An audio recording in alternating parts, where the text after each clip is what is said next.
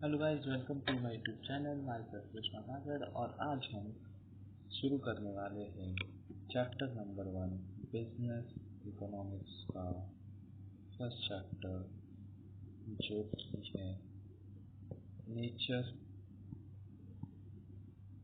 And scope of business economics.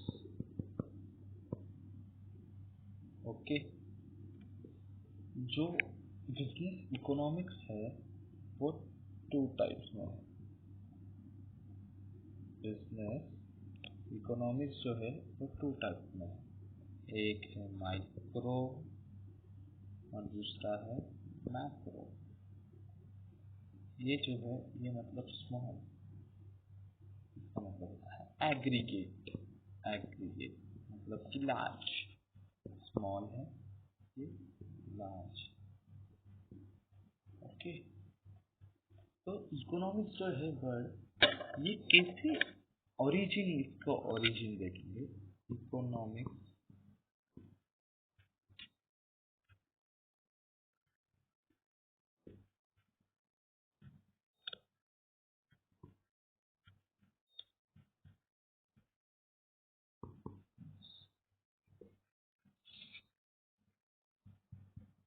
Economics ये word कहाँ से आया? ये वर्ड आया ग्रीक वर्ड। ये पूछते हैं एग्जाम, ग्रीक वर्ड इकोनॉमिया। इकोनॉमिया मतलब मैनेजमेंट ऑफ हाउस होल्ड। इसका सेम है, इकोनॉमिक्स जोड़ा है ग्रीक वर्ड से, इकोनॉमिया से। इसका मतलब होता है मैनेजमेंट ऑफ हाउस। ओके, तो अभी हम आगे बढ़ते हैं। इकोनॉमिक्स के दो फंडामेंटल फैक्टर्स हैं। Two fundamental facts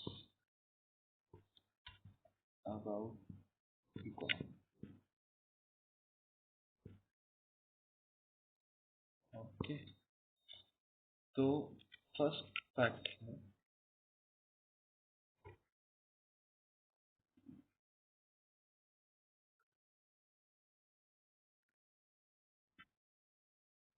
human wants are unlimited।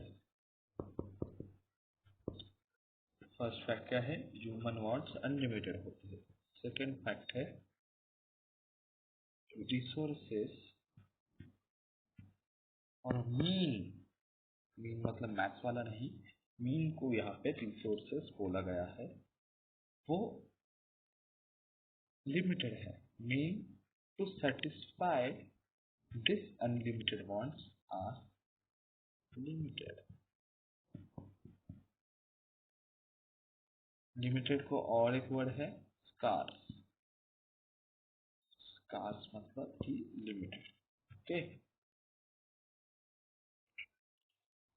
Business economics application है कि मतलब इकोनॉमिक कॉन्सेप्ट है। 2 मिनट ध्यान से सुनिए। Economic analysis make decision in business operation. मतलब economic analysis in making a decision making in business operation. मतलब समझो आप, आपका बिजनेस है और इकोनॉमिक एनालिसिस करते हो आप, प्रॉफिट हुआ, लॉस हुआ, कि बिजनेस को कैसे आगे रन किए, तो उसके लिए आपको एक डिसीजन लेना पड़ेगा, उसे बिजनेस ऑपरेशन में अप्लाई करना पड़ेगा। और ये कॉन्सेप्ट जो है ये दिया गया था 1951 और महाशय का नाम है जॉयल डी। कॉन्सेप्ट किसने दिया था? जॉयल डी ने दिया था। ये इम्पोर्टेंट है, एग्जाम में आ सकता है। ओके, तो बिजनेस इकोनॉमिक्स मतलब डिसीजन मेकिंग होता है। तो बिजनेस इकोनॉमिक्स डिसीजन मेकिंग कैसे हुआ मैंने आपको समझाया। तो उसमें अपन इम्पोर्टेंट डिसीजन लेते हैं बिजनेस इकोनॉमिक्स को। और एक बात करते हैं, business economics is also known as, इस क्वेश्चन बन सकता है, इसका और एक नाम है, इसको बोलते हैं managerial economics. Managerial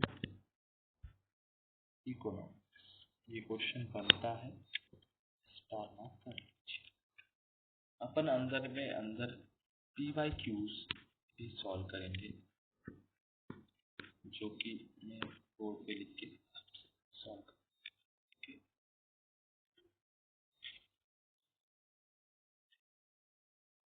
micro economics में क्या क्या आता है? माइक्रो इकोनॉमिक और प्राइस थ्योरी भी बोलते हैं, प्राइस थ्योरी। तो इससे क्या बोलते हैं ये अपन अभी देखेंगे कि मतलब क्या होता है। Study eight individual level,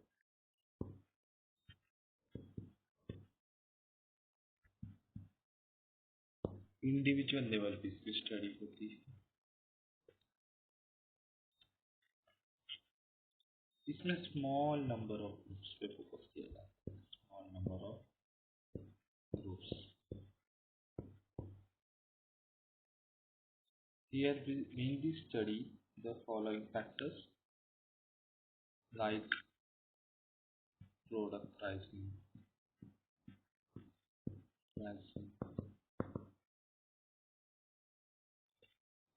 consumer behavior,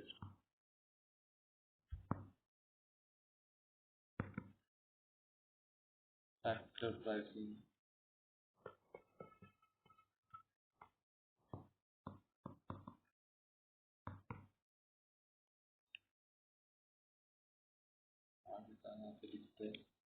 economic conditions,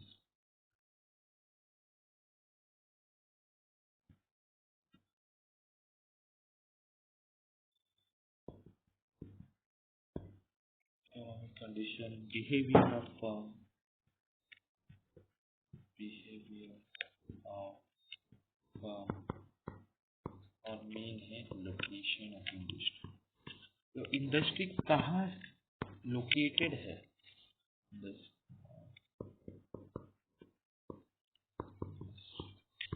This is what it was the factor of microeconomics. ये इम्पोर्टेंट है। जैसे अपन ने माइक्रो इकोनॉमिक्स के फैक्टर देखे, वैसे ही हम मैक्रो इकोनॉमिक्स के भी फैक्टर्स ऑफ मैक्रो इकोनॉमिक्स, ये study of economy as a whole, मतलब study of economy as whole, as मतलब लार्ज, एज होल मतलब लार्ज। एग्रीगेट स्टडी है, मैंने आपको पहले भी बताया, एग्रीगेट स्टडी है।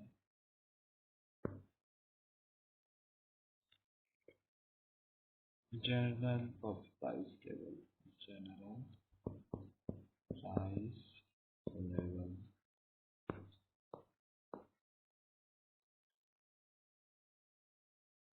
इंटरेस्ट रेट्स के बारे में बात करते हैं, इंटरेस्ट रेट के बारे, balance of trade, balance of trade, balance of payment, external value of currency of currency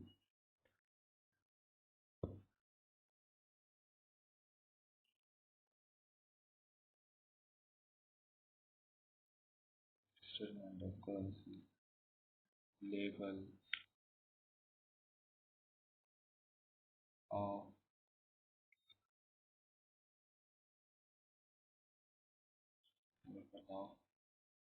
employment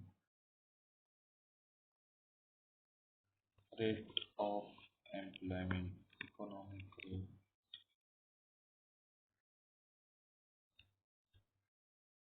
and finally export import and foreign investment. Business economy का नेचर क्या है? बिजनेस इकोनॉमिक्स जो पढ़ते हैं अपन, नेचर ऑफ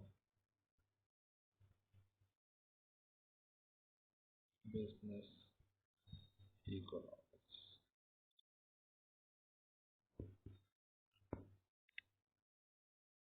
तो उसका नेचर कैसा है समझ लो।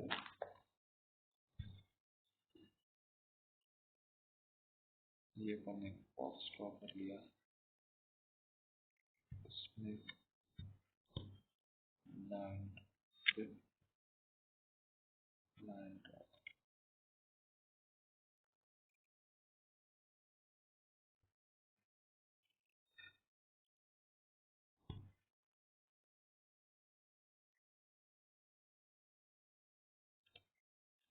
Business economics is a science. Business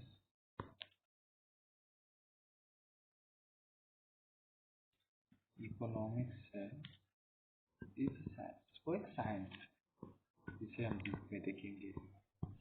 business economics science कहते हैं वो अपन देखते हैं।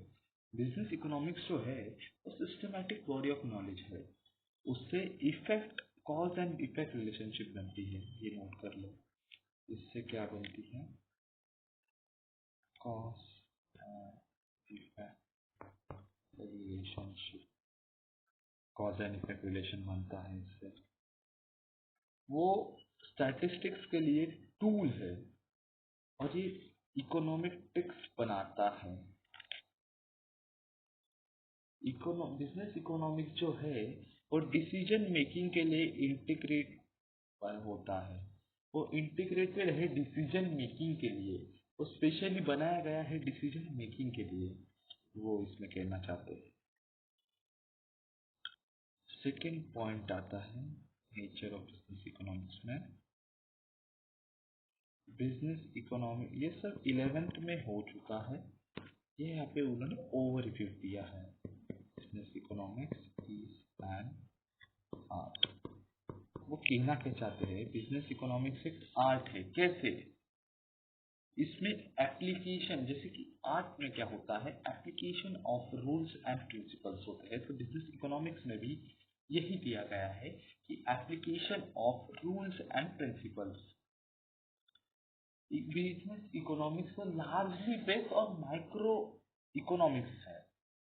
बिजनेस इकोनॉमिक्स जो है वो लार्जली माइक्रो इकोनॉमिक्स पे बेस करता है, डिपेंड करता है। बिजनेस इकोनॉमिक्स जो है वो एक्सेप्ट करता है कि all the tool of micro economics, मतलब बिजनेस इकोनॉमिक्स वैक्यूम में ऑपरेट नहीं होता है। बिजनेस इकोनॉमिक्स किसका यूज करता है?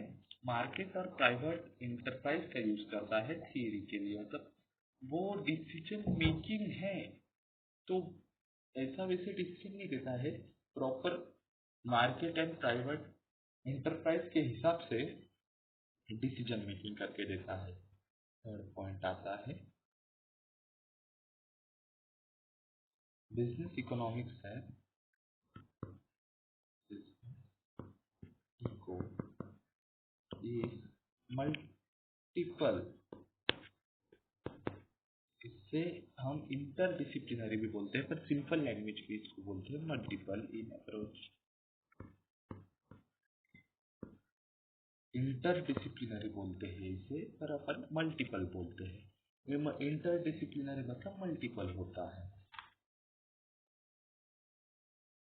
बिजनेस इकोनॉमिक्स जो है उसमें मल्टीपल अप्रोचेस है, जैसे कि mathematics, operation, research management, theory, accounting, marketing, finance, statistics and econometrics, ये सब इसमें कवर होता है। इसे मल्टीपल इन अप्रोच बोलते हैं, मतलब बहुत सारे अप्रोचेस है इसके। लास्ट पॉइंट आता है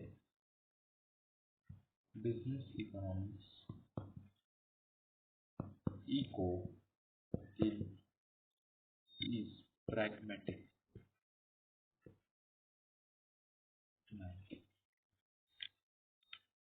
in approach। बिजनेस इकोनॉमिक्स जो है वो प्रैग्मेटिक है, मतलब प्रैक्टिकल है। बिजनेस इकोनॉमिक्स रियल वर्ल्ड में प्रैक्टिकल से, जैसे कि फर्म्स है, बड़े बड़े फर्म्स, कंपनी, ये सब बिजनेस इकोनॉमिक्स के डिसीजन को मानते हैं और अप्लाई भी करते हैं। तो नेक्स्ट पॉइंट आता है माइक्रो इकोनॉमिक्स के बारे में दिया है। नेक्स्ट पॉइंट माइक्रो इकोनॉमिक्स के बारे में पढ़ रहे हैं। नेक्स्ट पॉइंट दिया है यहाँ पे। नेक्स्ट पॉइंट मॉड्यूल के हिसाब से चल रहे हैं अपन, तो मॉड्यूल के हिसाब से यहाँ पे नेक्स्ट पॉइंट दिया गया है कि माइक्रो इकोनॉमिक्स को अप्लाई करने के लिए रिजॉल्व हुए हैं इंटरनल इश्यूज। तो इंटरनल इश्यूज होते क्या है? इंटरनल इश्यूज मतलब आपस के इश्यूज, मतलब आपस के लफड़े। तो इसे रिजॉल्व करने के लिए क्या क्या होता है वो इसमें दिया गया है। तो internal issues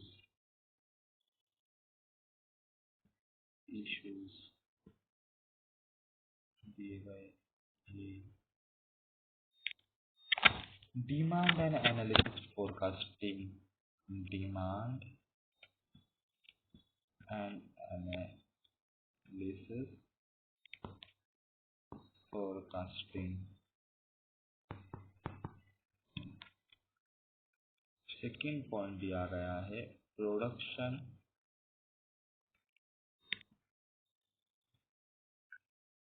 and cost analysis. Third point दिया गया है इन्वेंटरी मैनेजमेंट। ये पहले पॉइंट्स में आपको टर्न कर देता, अरे राइट कर लेता हूँ यहाँ पे, बाद में एक्सप्लेन करूँगा।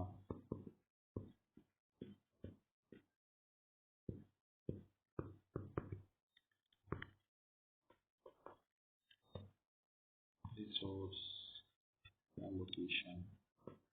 गाइस आपको वीडियो पसंद आ रही होगी तो please like and subscribe to Commerce Insights Krishna. ऐसे ही कंटेंट के लिए और क्वालिटी अच्छी होगी वीडियो की, मैं आपको प्रॉमिस करता हूँ।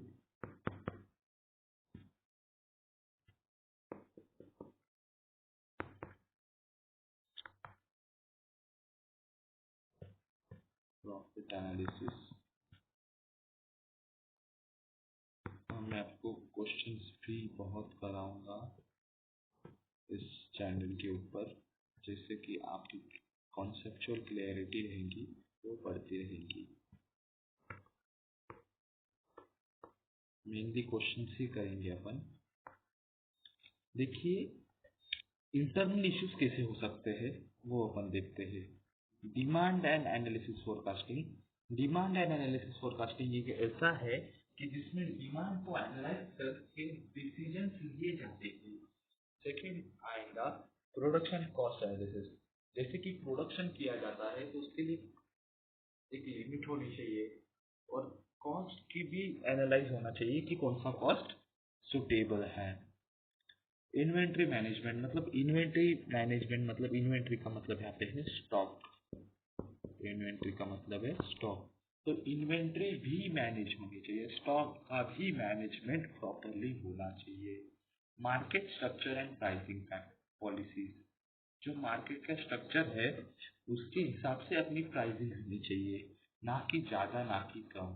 रिसोर्स एलोकेशन, रिसोर्स को अपन ने शुरुआत में देखा था, एक और नाम है, इसे बोलते हैं मीन। मीन का मतलब रिसोर्स, रिसोर्स का मतलब मीन। रिसोर्स का प्रॉपर एलोकेशन, प्रॉपर इस्तेमाल होना चाहिए, ना कि रिसोर्स खरीद के उसके हफ्ते भी नहीं निकल पा रहे हैं, ऐसा होना चाहिए। रिसोर्स का अपना मैक्सिमम आउटपुट आना चाहिए मिनिमम कॉस्ट में, ऐसी अपनी रिसोर्सेस होनी चाहिए। Theory of capital and investment decision, जो अपनी कंपनीज को इन्वेस्ट करना है तो उसके डिसीजंस भी प्रॉपरली लेने चाहिए, कैपिटल भी, कंट्रीब्यूशन भी इक्वली होना चाहिए।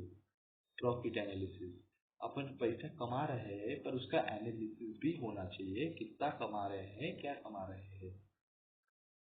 रिस्क एंड अनसर्टेनिटी मैनेजमेंट, आप बहुत ही लाइबिलिटी ज़्यादा कंट्रीब्यूट नहीं कर सकते हैं, पर ज़्यादा भी अपन को रिस्क लेना पड़े तो कैलकुलेटिव रिस्क होना चाहिए, वैसे अपन देखेंगे। सो नेक्स्ट पॉइंट है इंटरनल इश्यूज और ऑपरेशनल इश्यूज। ये ऑपरेशनल इश्यूज है।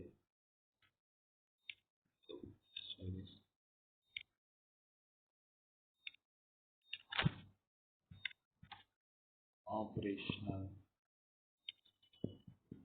इश्यूज,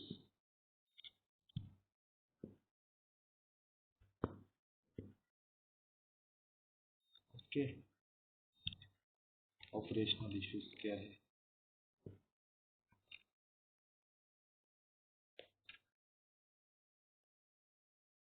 सबसे पहले पॉइंट देखेंगे, ये operational issues within the organisation, within organisation. ये ऑपरेशनल इश्यूज जो होते हैं विद इन द ऑर्गेनाइजेशन होते हैं। मैं पहले पॉइंट्स लिखता हूँ, बाद में एक्सप्लेन करता हूँ।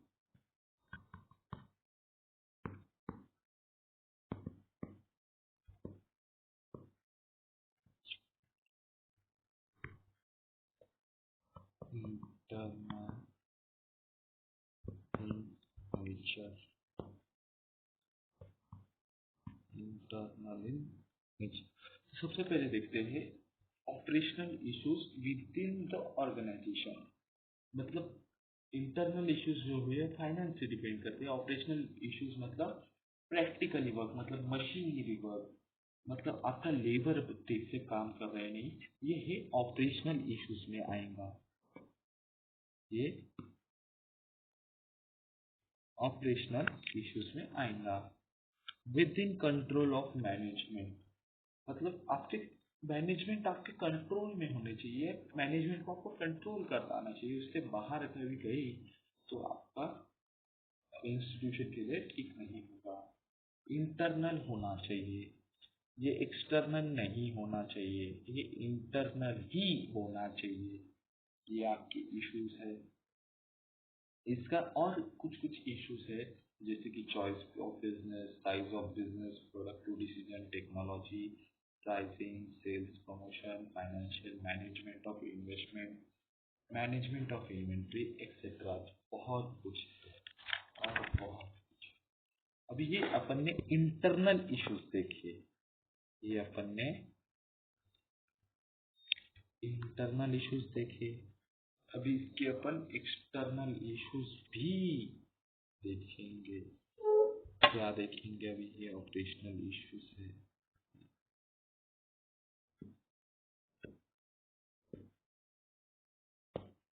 अभी हम एक्सटर्नल इश्यूज देखेंगे। एक्सटर्नल इश्यूज को बोलते हैं एनवायरमेंटल इश्यूज। नेचुरल रहते हैं कुछ कुछ environmental issues. Environmental issues, external issues को एनवायरमेंटल इश्यूज भी कहा जाता है, क्योंकि एक्सटर्नल इश्यूज जो होते हैं वो ज़्यादातर एनवायरमेंट के फैक्टर के ऊपर डिपेंड करते हैं। मतलब अपने फर्म के ऑर्गेनाइजेशन की बाहर डिपेंड करते हैं। जैसे कि बारिश आना एनवायरमेंटल है ना, एक्सटर्नल है, अपन इसको इंटरनल नहीं कह सकते हैं। और इसे ऐसे भी बोल सकते हैं with in control of management के कंट्रोल के बाहर होते हैं ये इश्यूज। ये किससे रिलेट कर सकते हैं, ये इश्यूज किससे रिलेट हो सकते हैं, सॉरी, ये इश्यूज रिलेट हो सकते हैं बिजनेस साइकिल से, ट्रेंड्स इन नेशनल इनकम से, डिफरेंट पॉलिसीज से, रोल ऑफ सेंट्रल बैंक से। मतलब जो अपने अधिकार में नहीं है तो उसके बाहर है, उससे रिलेट होते हैं। जैसे कि बैंक अपन कंट्रोल नहीं कर सकते हैं, बैंक कंट्रोल नहीं कर सकते हैं। ट्रेंड्स मतलब नेशनल इनकम में ट्रेंड्स है, अभी नया कुछ आया फैशन, समझो अपन जीन्स बेचते थे 800 रुपए की, और एक आपके दुकान में ये जीन्स का स्टॉक पड़ा हुआ है, स्टॉक करके रखी है।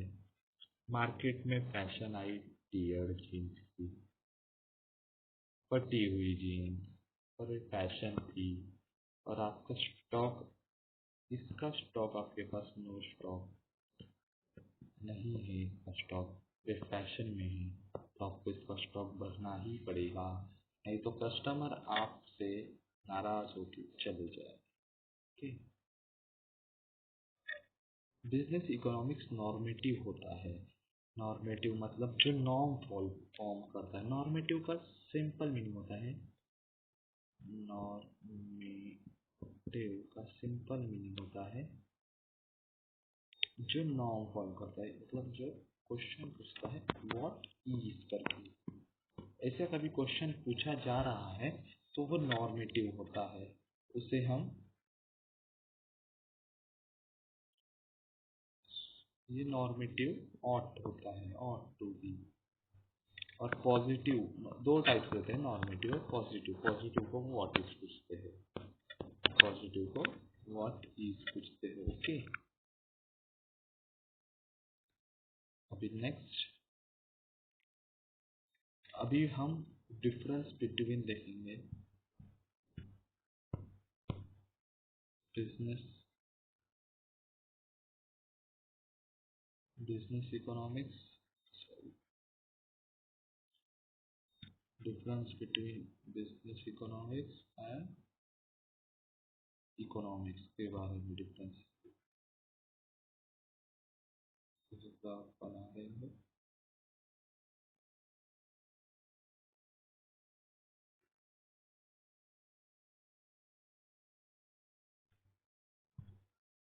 तो अभी हम शुरू करते हैं। ये इकोनॉमिक्स और बिजनेस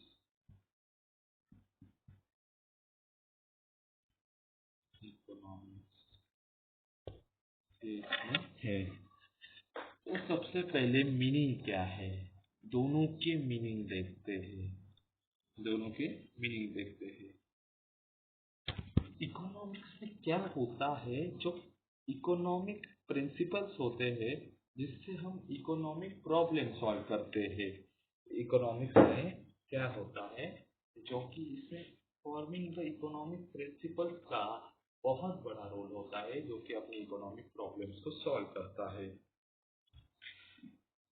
बिजनेस इकोनॉमिक्स क्या होता है, आपको इकोनॉमिक्स को समझ आ गया है। बिजनेस इकोनॉमिक्स का क्या होता है, इसमें अपन इन्वॉल्व एप्लीकेशन, मतलब प्रैक्टिकल, प्रैग्मेटिक है अपन ने देखा, तो प्रैक्टिकल होता है, और इसमें ही अपन इकोनॉमिक्स के ही प्रिंसिपल का यूज करके इकोनॉमिक प्रॉब्लम को सॉल्व करते हैं। इसका कैरेक्टर क्या होता है, बिजनेस इकोनॉमिक्स का कैरेक्टर होता है बोथ मैक्रो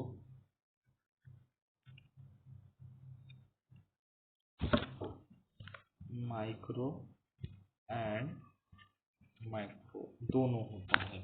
इसमें ओनली माइक्रो होता है, लार्जली डिपेंड करता है ओनली माइक्रो। ये सिर्फ माइक्रो के बारे में ही बात करता है, ये दोनों के बारे में बात करता है। इसमें इसका टास्क क्या होता है वो सबसे पहले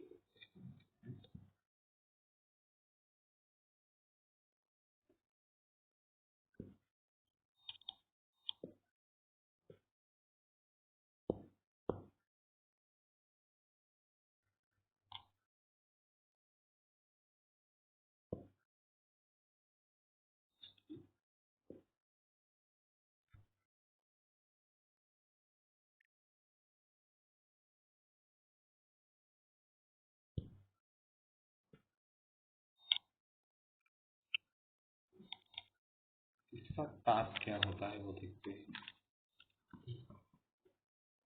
बिजनेस इकोनॉमिक्स, इसका मेन टास्क होता है fulfilment of need, fulfilment of need of individual. इसका मेन टास्क होता है proper decision making, decision making सिर्फ डिसीजन को बनाता है, प्रॉपर डिसीजन मेकिंग इसमें होती है। इसका नेचर कैसा है, तो गाइस अपन देख रहे थे नेचर के बारे में। नेचर इसमें होता है पॉजिटिव, इकोनॉमिक्स में पॉजिटिव नेचर होता है एज वेल एज नॉर्मेटिव। मैं आपको बता दूं, इकोनॉमिक्स में बिजनेस इकोनॉमिक्स आता है और बिजनेस इकोनॉमिक्स में इकोनॉमिक्स नहीं आ पाता है। मतलब इकोनॉमिक्स से लार्ज है और बिजनेस इकोनॉमिक्स इकोनॉमिक्स का ही एक पार्ट है, ये आप समझो। इसमें नॉर्मेटिव आता है, नॉर्मेटिव, और इसमें सिर्फ और सिर्फ नॉर्मेटिव, नॉर्मेटिव आता है। ओके, इसके ब्रांचेस होते हैं, इसके ब्रांचेस होते हैं।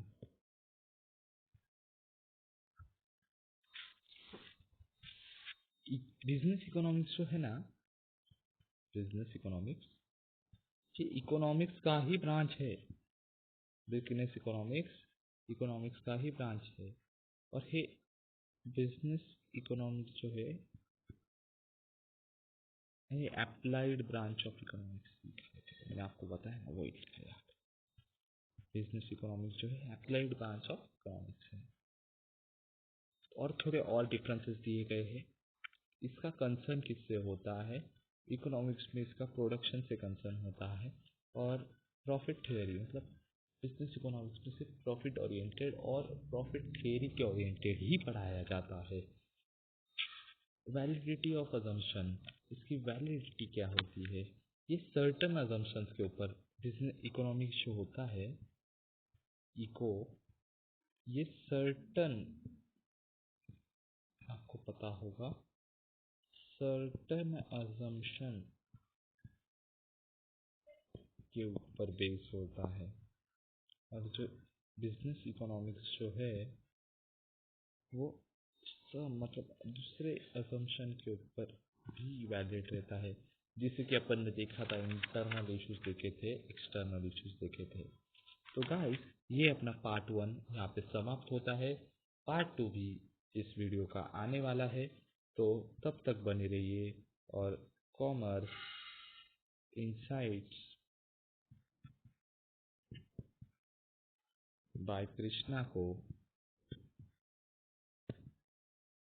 लाइक कीजिए और सब्सक्राइब कीजिए। तब तक के लिए बने रहिए। अगर आपको ये वीडियो पसंद आती है तो ज़्यादा से ज़्यादा आपके सी स्टूडेंट्स के लिए बेनिफिशियल हो सकती है, तो उनके लिए शेयर कीजिए। और तब तक के लिए बने रहिए कॉमर्स इनसाइट्स बाय कृष्णा के साथ। जय हिंद, जय महाराष्ट्र, जय श्री राम।